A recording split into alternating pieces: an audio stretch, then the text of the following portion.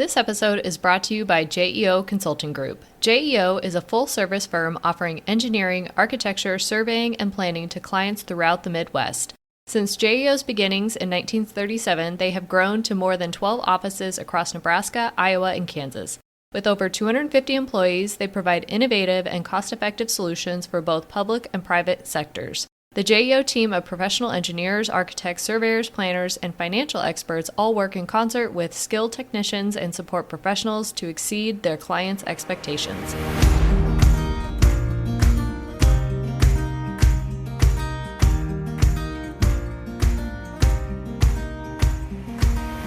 You're listening to the Booked on Planning podcast, a project of the Nebraska chapter of the American Planning Association. In each episode, we dive into how cities function by talking with authors on housing, transportation, and everything in between. Join us as we get booked on planning.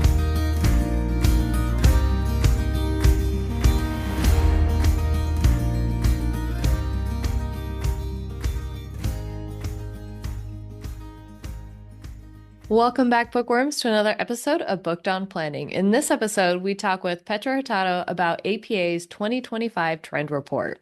We've been covering the Trend Report each year since it came out, and it's been interesting, this year especially, to start to see the trends evolve and either grow or fade into the background.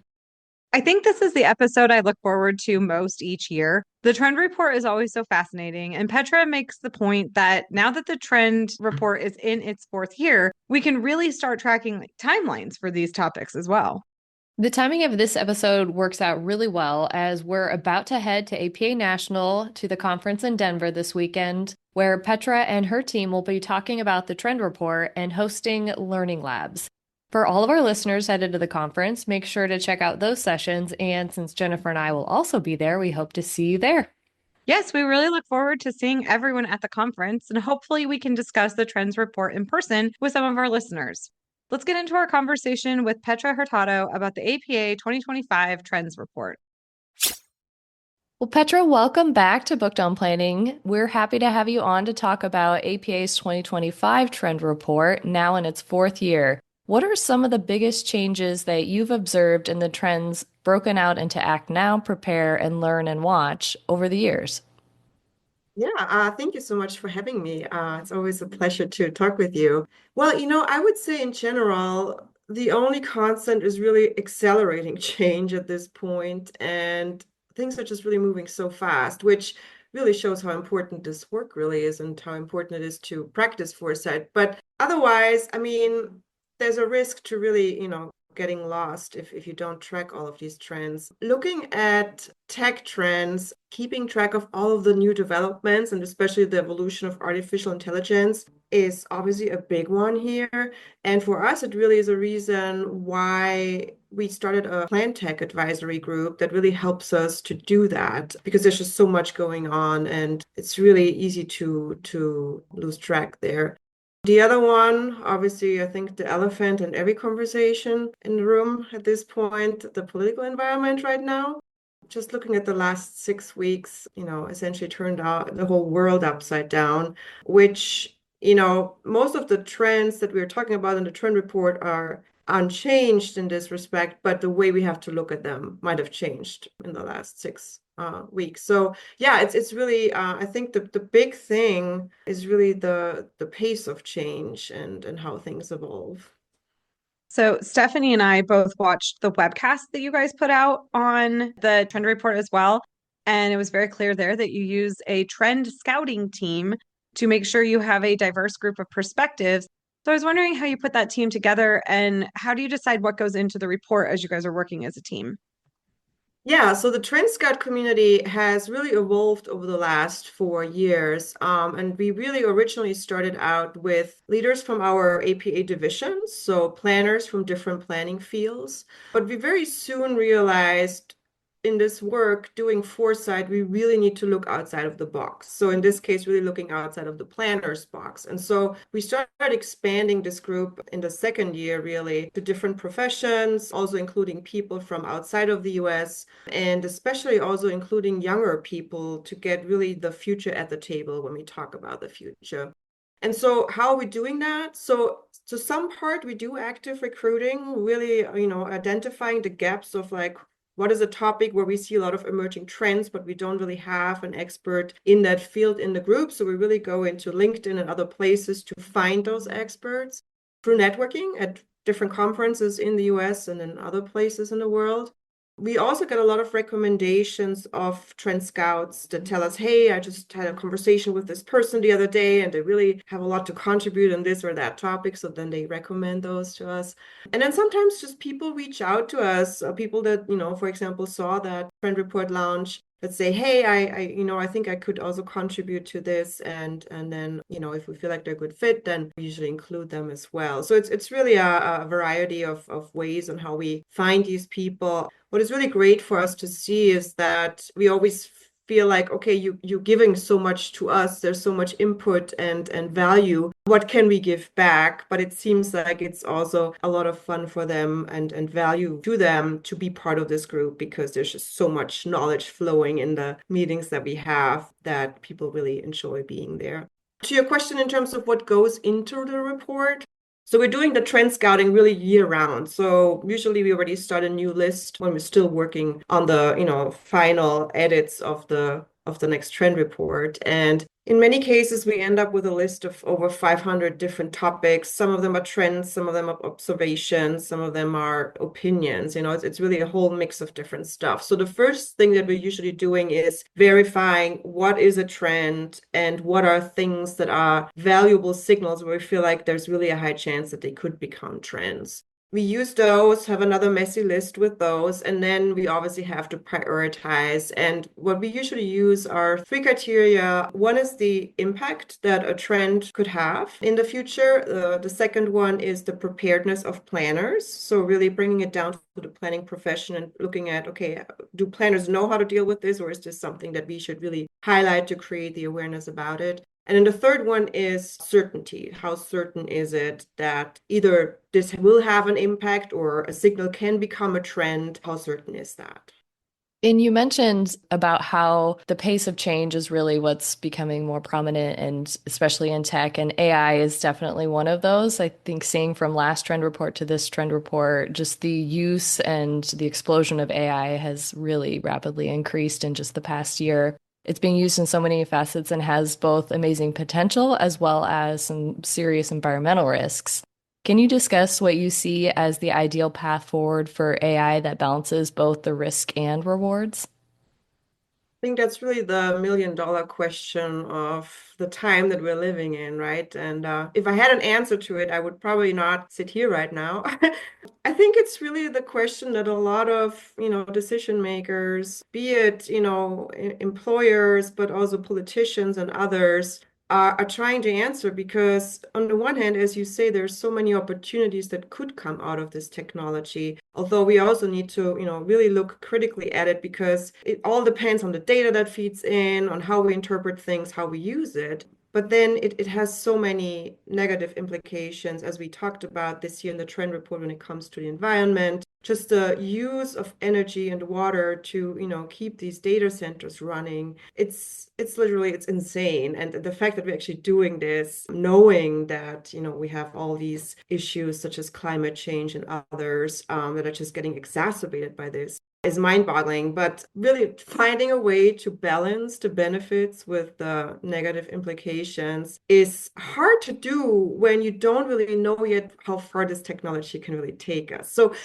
in short, I really don't have an answer, as you can probably see, but it's something that we need to figure out. And I think one way to do that is really to continue tracking this evolution of this technology, educating ourselves about it, really understanding what are the shortcomings of it and what are the things that can be really done with it, and learning along the way. And yeah, I'm hopeful that, many decision makers are doing that so that at some point we can figure out how to regulate it where it needs to be regulated, where to give freedom to, experiment where it's ethically okay to do so.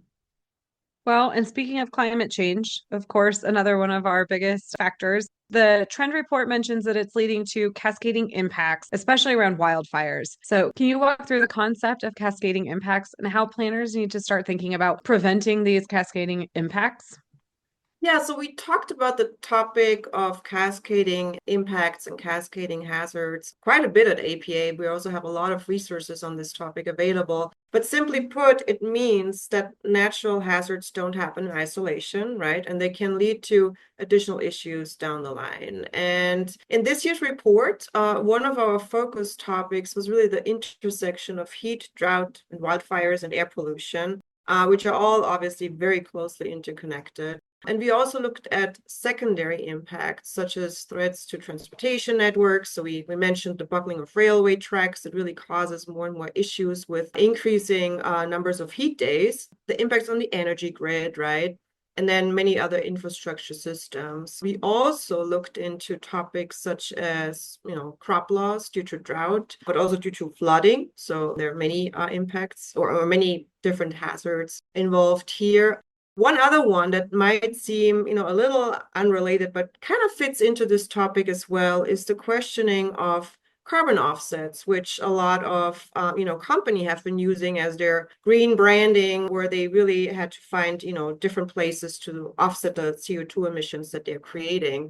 And the question really there is, what happens if the forest that was dedicated to your carbon offset suddenly burns down in a wildfire? Like how can that still be a carbon offset? It obviously is not. And so there's a lot of questioning around that topic. But yeah, the main issue is really that we are dealing with so many different natural hazards at this point, and their interconnection just really become almost like a snowball effect and have impacts on so many issues and so many systems that we as planners are really, responsible for, working on, planning for, all of that. So, one of the more fun and positive trends in the report involves fungi and its amazing potential to help us, which is ironic given one of the more popular recent TV shows, The Last of Us, where fungi did the exact opposite. So, this is a learn and watch trend, so nothing imminent, but what do you see as one of their more immediate applications? So fungi in general have been, essential to human life for a long time, like especially in the medical field. They have been in use and obviously life-saving for many. I think in our field, there is a lot of experimentation going on right now, a lot of piloting, which is really why we kept it in the learn and watch time frame. I would say it's really important for us to really learn about these things and be aware of them because I think there's a lot of potential, especially when it comes to building materials, but also creating materials that can replace plastic. So especially, and that's my personal opinion, I think the way we use concrete as a construction material and the way we use plastics in general in our lives is just really concerning. And my hope is that, with some of the experiments that are going on right now with fungi, that we can potentially find some more sustainable and environmentally responsible solutions with fungi to replace plastics and concrete and some of these very polluting materials. Yeah, I was just listening to a 99% Invisible episode last night on my drive back from our conference, and it was talking about brutalist architecture and all the concrete that goes into it. And they were saying how in the US, I think it was just the US, but that the one thing we consume more of than water, or the next thing we consume the most of, is concrete, and just how Yeah. prevalent it is everywhere and environmentally not a great material to use so much of. Absolutely. And I mean, we mentioned another trend, or actually two trends last year. There's obviously more interest now also in mass timber, which, there's a lot of trial and error right now happening as well. One other one that I found really interesting is with the technology of carbon capture. There are experiments and pilots right now to actually create building materials such as concrete out of the carbon capture technology. So I think there is a lot of interesting stuff on the horizon. We will see where that's going to go over the next years, also, especially considering the political environment right now. I appreciated the idea of the post-work era and greeting someone with what interests them instead of what do you do. First question is, who are you? But your second is, so what do you do? But more leisure time can have negative impacts on local communities. So, how should planners be thinking about protecting local quality of life when so many budgets depend on outside tourism dollars? Yeah, so also my favorite topic, to be honest. Well, I would say when it comes to leisure time, maybe from the outside in, there might be, negative impacts. Talking about tourism, I can talk some more about that. But I also see a great opportunity here for planners, especially because when you have the opportunity to rethink your community programming and especially how we do community engagement, right? If you suddenly have a community where everyone has more time to actually really engage, maybe become more interested in, shaping their community, shaping their neighborhood, and being involved in this, it can really take community engagement to a new level. Right now, I know this is always a challenge to, get the community together, to really get a diverse group of community members together, because usually it's the ones who at the time of the meeting don't have to work or don't have to take care of their kids or whatever else it might be. So in many cases you have the usual suspects there. So I think there's an opportunity to really create more diversity in that part of planning if it's done right. But then obviously, as you mentioned, the other side of the picture is, if we have more leisure time, we have more time to travel, and we already see the increase in tourism. Honestly, I have to say, mass tourism is not really a new thing. A lot of places have, struggled with this in one way or another. A lot of communities have been depending on tourism, and in some cases seasonal, in some cases, around the year. I think what's new, and again, coming back to the theme of accelerating change, is that things like, for example, Airbnb exacerbated this phenomenon of mass tourism and really made it creep into things like the housing crisis, right? Because suddenly we use apartments and places that are actually dedicated for people to live in that city to rent them to tourism. And so I see the problem more on that end to see, what contributes to it to actually creep into other challenges that we are already struggling to solve. And that's where I think the planners really come in to figure out how can we change that, tweak it, create policies to prevent the negative impacts on the community in that sense.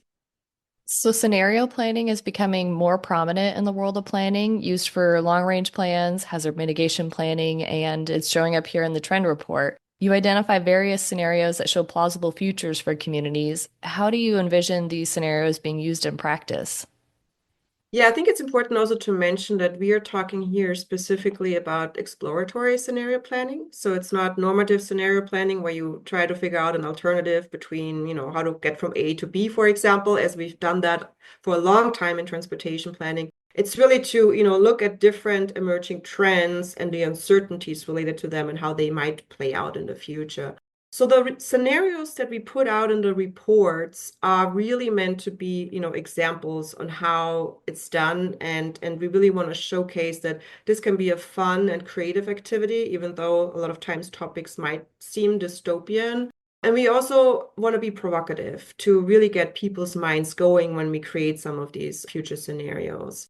The main intention here is really to encourage people to use this method in their work, especially when we work with the community, because everyone can do scenario planning. You don't have to be a foresight expert. You don't have to be a planner. Everyone can do it. And again, it gets people's minds going. It helps us to, look at uncertainty and sometimes in a fun way, right? It's very engaging. It's simple, and it's a great tool when, again, working with the community. If you want to, for example, create a community vision that is really based on reality and on changes around us. A lot of times, we create a community vision that is totally unrelated to what's happening around us because everyone just puts out their wish list without acknowledging that the world will continue to turn.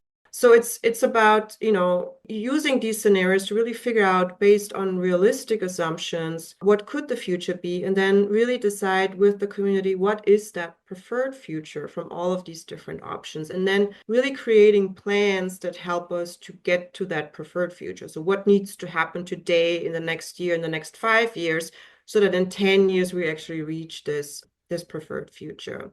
Obviously, every community needs to figure out for themselves what are the topics, what are the trends, the emerging trends that are most relevant to us and that still create uncertainties right now, and then use those. So again, the scenarios that we offer in the report are very general, I doubt that, there's a one community that can kind of use them as they are. They're really mainly meant to showcase the method, to create some provocation, but to really also show that, this is a good method to use in planning. And yeah, they are very general in the report. So I would not recommend to just use them one-on-one the way they are. So communities really have to think about tailor them to their needs and to their priorities to make sense of it. As a dog person, I appreciated the fact that more cities are ensuring dog friendly spaces, which is just one of the examples of the need for evolving public space. How should planners be thinking about the evolving need for outdoor space post pandemic and people's shifted needs regarding that outdoor space? Because not everybody likes dogs. I get that too, even though I am a dog person. Well, and we see all kinds of pets on the streets these days. One of my neighbors actually walks their cat. So there's diversity on that end as well.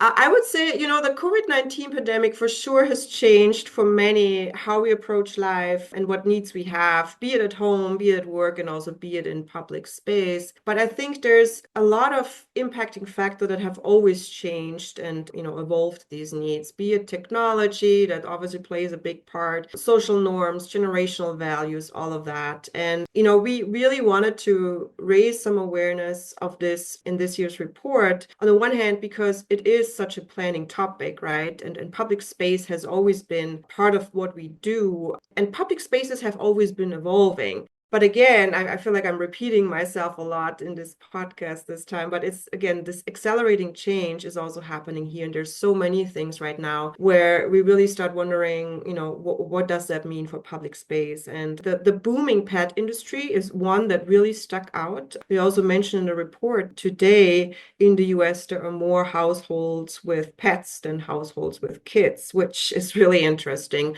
Also when you look into, playgrounds versus dog parks. But we also, for example, pointed out a really interesting trend, and you might have observed that as well, that a lot of people don't use headphones anymore in public, but still watch, YouTube videos or listen to music or whatever else. And then suddenly the whole, bus or the whole park needs to listen to whatever they're watching. And we're not quite sure where that is coming from right now. Also, given the situation that there's so many, new headphones, noise canceling, whatever else coming out in all designs and colors and shapes. But somehow, there's a whole new approach on how you actually behave in public space and what does that mean to, social norms and other things. But we also, looked at, for example, gender-related trends where clearly important voices are suddenly being heard. For example, as women, it's just a fact that we more often need a bathroom, and it's just, not as easy as for others to, do what we need to do there. And so there is a trend towards,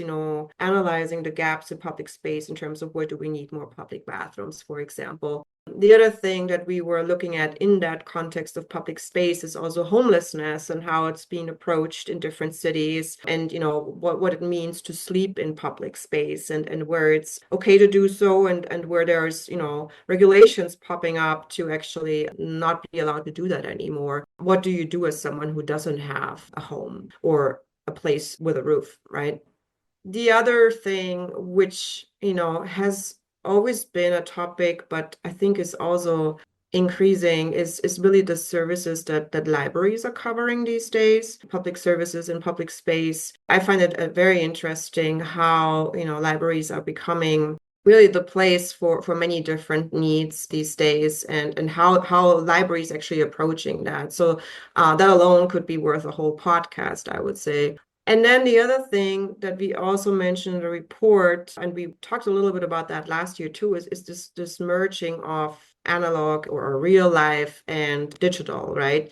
We talked about the metaverse before. It's been quietly evolving. We call it the quiet metaversing. It's still a thing, especially when you look at business strategies, different companies. But it's also something, that creeps into planning in terms of what are the things that people do, especially after the pandemic in the digital world, and what are the things that changed because of this in the real world, and how does that inform how we think about public spaces and their use. So I think I could go on and on and on. I just mentioned the topics that we specifically focused on in this year's trend report, but I think there's just a lot of things happening right now that just change how we live our lives, how we, socially interact, and how that, plays into how public space needs are changing. So, accelerating change theme throughout this episode is one reason for the Trend Universe, a digital platform that's somewhat new and, as the report says, will be regularly updated. Can you talk about the resources that are located here and how listeners can use this tool? Yeah, so we obviously recognize that, by the time the trend report gets published, we already started the next trend list and, new things are happening. And so the world is not going to stop turning just because we are publishing a trend report. So we realized, well, the trend report can provide a great snapshot of what's important for the coming year, and it obviously can be used as a tool for planners throughout the year. We do need to continuously track what's going on, and we need to have a place where we can, share that with planners and dynamically update it. So that's where the Trend Universe comes in, and this platform or website really has evolved over the last 3 years, and we really started to just simply integrating it into the APA website. It was never really like the perfect tool to use, so we didn't really promote it as much as we could have, but we started to revamp that last year, also in partnership with the Lincoln Institute of Land Policy, to really make it a tool and make it something that planners can use in addition to the trend report. So the new version is expected to go online in May, June-ish of this year.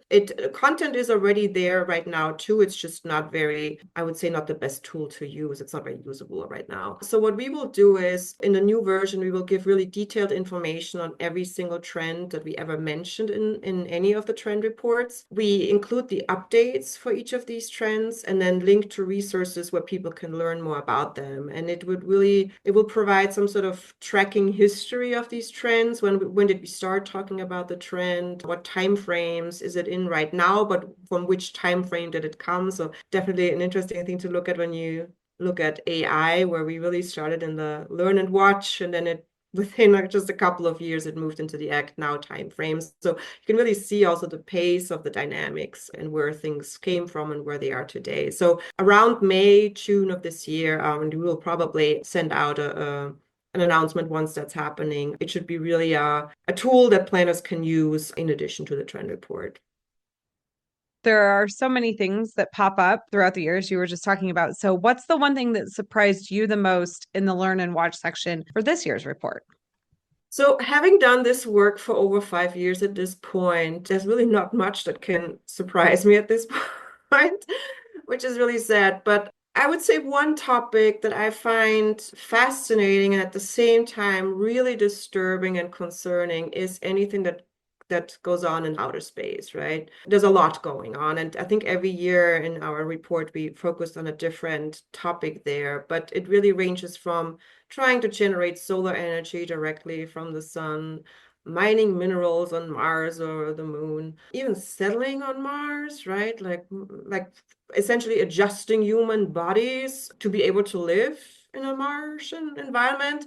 And so to me, it's just really concerning that we rather put billions or even trillions of dollars into this kind of work and this kind of research instead of trying to use that money to figure out how we can live and be on our planet in a more sustainable way than what we're doing right now. So to me, it really seems like we're just going to deplete the current planet, and once that's happened, we have alternatives elsewhere. And I just don't think that that's a good idea. So this is very concerning to me, and that's really why we've been tracking it so much to really be on top of what's going on there. But yeah, to me, it's very concerning. Yeah, there's plenty of utopian movies out there that show us that that is not the right approach and that it's disaster down the road anyways. Yeah, for sure. So our last question for all of our authors is a recommended reading. And since you're one of our few guests who've been on the show before, you've already given us some good ones like Ministry of the Future, The Good Ancestor, and Utopia for Realists. Do you have any other recommended readings that you'd throw out to our audience? I'm glad you mentioned the list that I already recommended, because my all-time favorite and really One of the books that got me really interested in, practicing foresight and evolving this work is really The Good Ancestor by Roman Krasnick. So you mentioned it. I must have mentioned that before. One book maybe that I read last year and that inspired really some of the content of the trend report for this year is The Anxious Generation by Jonathan Haidt, where he really lays out the concerns about, what social media and cell phone use and all of that and smartphone use does to younger generations and how, certain impacts on this generation did not only just come out of COVID, but then really how we handle, social media use and all of that with younger generations. And we did have a big focus this year also on, younger generations, also the topic of future generations, decolonizing the future, all of that. And also for us, obviously an important aspect is to include younger people in our trend scouting to see how younger people see the future. But I think the concerning part really is how technologies and trends that, the older generations are essentially creating are impacting younger generations negatively, and how that later down the line might have major impacts on how we live in this world and how we deal with certain challenges. So definitely a very inspiring book that has a lot of data and analysis of that data on, social media use and depression and anxieties among young people. That was very inspiring to me last year, and it inspired a lot of, the thinking in our group and the way we look at trends and the way we, see the importance of including younger people in this work. That book's been sitting on my shelf since I heard about it from a different podcast called Offline. And, the to read list is never finished, but I'm really excited to be able to hopefully get to that soon. Yeah, definitely recommend that. Well, Petra, thank you so much for joining us on the show again to talk this time about the 2025 Trend Report. Thanks so much for having me. We hope you enjoyed this conversation with Petra Hurtado about the APA 2025 Trend Report. You can download the full report on APA's website, linked in the show notes. And remember to subscribe to the show wherever you listen to podcasts, and please rate, review, and share the show. Thank you for listening, and we'll talk to you next time on Booked on Planning.